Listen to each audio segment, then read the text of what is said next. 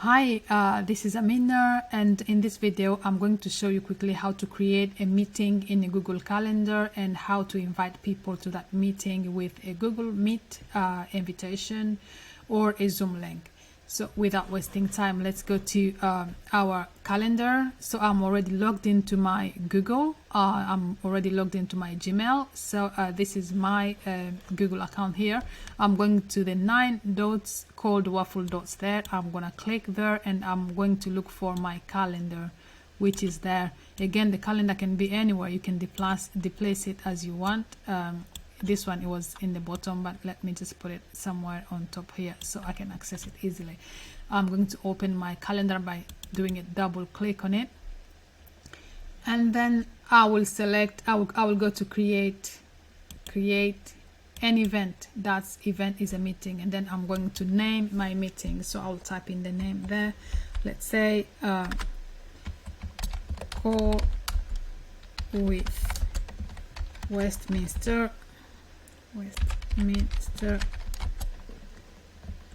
organization. It's just a name made up, and then that's the name of my meeting.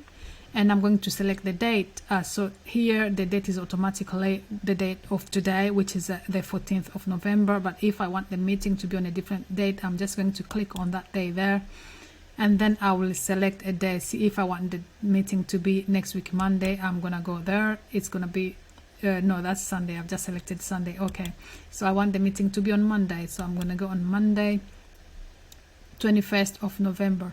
If I want the meeting to be next month in December, I can change the month by just clicking here on this arrow.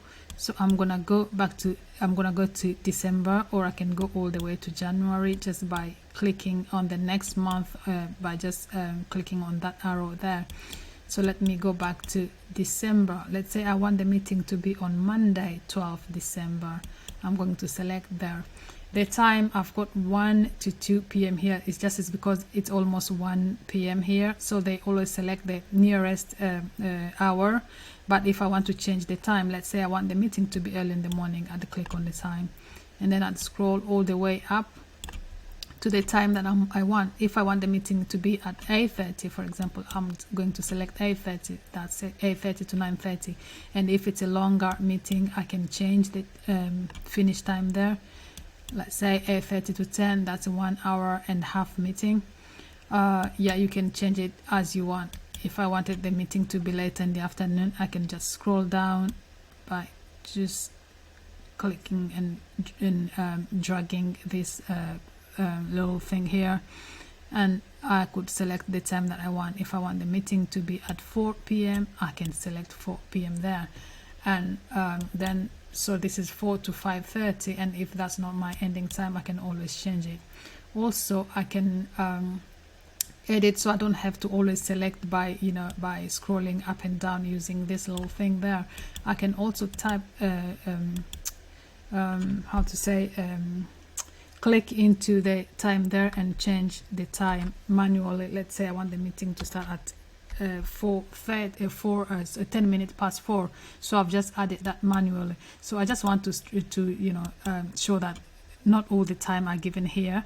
So yeah, I think they're giving like a space of 5 or 10 minutes in between, 15 minutes in between, but you can change that manually here. So if I want my meeting to start at 5 minutes past 4, I can just do that like that. 5 minutes past 4, that's when my meeting is gonna start. So I've done that manually by just clicking there. So when I click once, it becomes blue, but if I click twice, then it gives me the option to edit. So if I want my meeting to end at 5, let's say 12 minutes past 5, I can add that in there. So yeah, that's the way to change your time manually if you want to.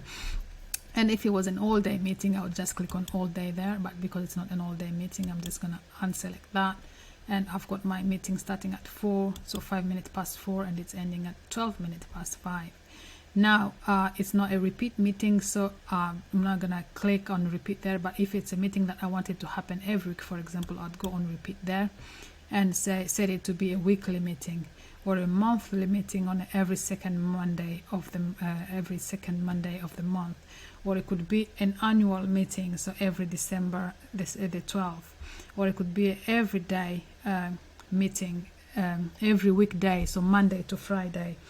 I can also select it, I can customize my meeting. So I can say, for example, I want my meeting to repeat every 1 week on a Monday or on a Tuesday, on a Monday and a Tuesday and a Wednesday, and to never end. So every Monday, Tuesday and Wednesday of every week, my meeting will be repeating.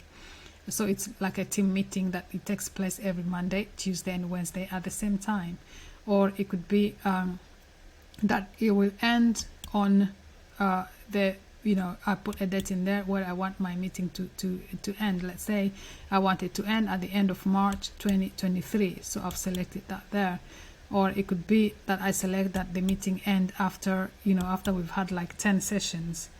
Yeah, so I'm going to put 10 sessions in there. And when I'm happy with what I've selected, I can remove a day there, or I can add a day just by, clicking, selecting, playing with the days that are given to me there. Or it could be that I want the meeting to repeat every month or every year. Yeah, that's how you set up a recurrent meeting. And once you're happy with all your selection, you can click on done. And if you don't want it to be recurrent, you can just go there and just go back to does not repeat. So let's say it's just a one-off meeting and it does not repeat. That's it, you finish. And now you have to add a location. Let's say if it's a physical meeting and it's happening somewhere, you're going to add the whole address there, number 12 Wilton Road. That's where your meeting is taking place.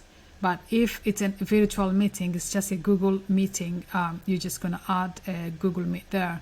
Or if it's both and you want some people to join online via a Google Meet, and you want others to attend in person, so you're going to have both. You're going to have the Zoom, the Google Meet, and you're also going to have the physical address, because some people are going to join online and some people are going to be there in person. So this address is just something that just came up. It's not a real address. And now the last thing for me to do is to add guest. So I'm going to add guest there by clicking where it says add guest. And I'm going to add my guest just by typing some letters. If it's a contact that already exists, let's say it's Lucy, and if I type LU, there's a chance that the name would appear there because I've already have the contact in my list.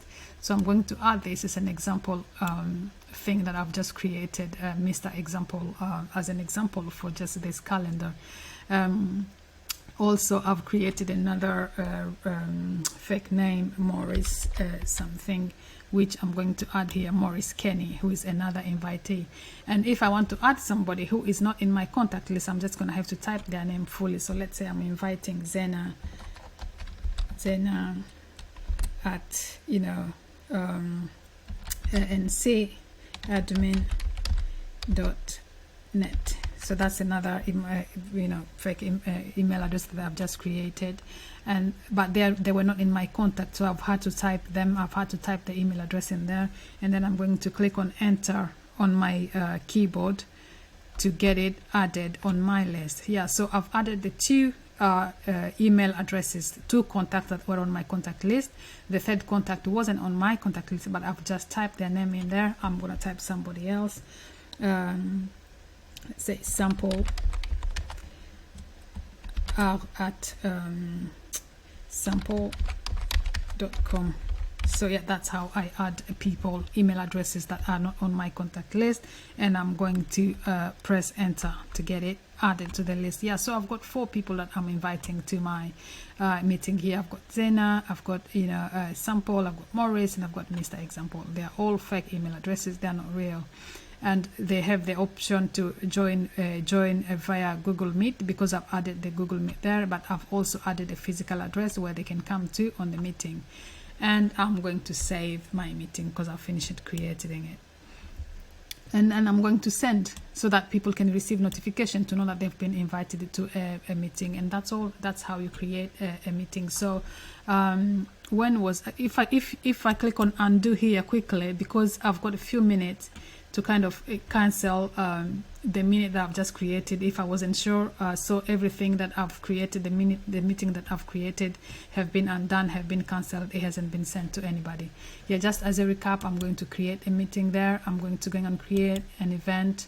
I'm going to add a title there, title meeting. I'm going to select the date. I can change month as I want. So yeah, I'm gonna go in December. Let's say my meeting is gonna be on the 13th of December.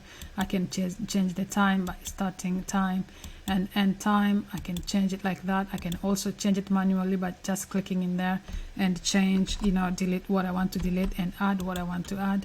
I can be an all-day meeting or just a one-off meeting. It could be a repeat meeting where I choose it to repeat daily or weekly or monthly, or I can customize the repeating. I can add guests by, you know, those who are in my contact. I can add them easily, just like that. Or I can just type in there those who are not in there, the Zena at Zena.com. That wasn't a contact in there. I've just added it like that, and then I'm going to press enter to get it added, and then I'm going to add a Google Meet so that people can join by Google Meet if they can't make it physically. What have I done? I'm going to add, oh, I've already added it, sorry, yeah, okay. So and then I can also add a physical address if there is a meeting, people are going to meet physically by adding the, you know, the address in there if I have the address. And then I just have to save my meeting and then click on send, and then it's sent to people. So people who I've added there, I've added their email addresses. If they were real email addresses, they would have received the email. They would have received an invitation to tell them the time, the day, and the title of the meeting. Thank you for watching, and see you in another video. Bye.